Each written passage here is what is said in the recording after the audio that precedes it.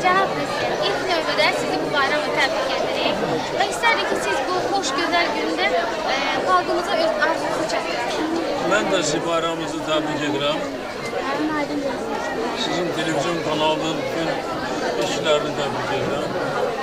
Bu xoş gündə mənim arzularım Azərbaycan xalqına xoşbəxt həyat, sülh, əmin-amanlıq, rifah. Siz görürsünüz, indi insanlar necə rahat yaşayırlar, gəzirlər, istirahat edirlər. Mən də bu işdən evə gedirəm. Amma gedirlər, buralara baxıb, görüm insanlar necə istirahat edirlər.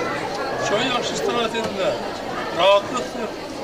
Heç kəs heç kəsə toxunmur, heç kəs heç kəsi itələmir, döymür, yaxud ona başqa bir zədə gətirmir. Ancaq siz gəncsiniz, bir 7-8 yıl bundan öncə Bakıda belə mümkün deyil. Buna görə bizim ən böyük nailiyyətimiz bu bayram günü deyə bilərəm. Biz Azərbaycanda sabitlik yaratdıq, ictimai siyasi sabitlik və insanlara rahat yaşamaq imkanı yaratdıq. İnsanlarımızı baxın, hamınız siz, gözəl qızlar, oğlanlar, uşaqlar, hamısının əhval-ruhiyyəsi yaxşı. Keyfiniz yaxşıdır, görürəm, istirahat edirsiniz. Mən də sizə baxdıqca mənim keyfim daha da yaxşı olur. Çox sağ olun. Bayramınız var. Bayramınız var.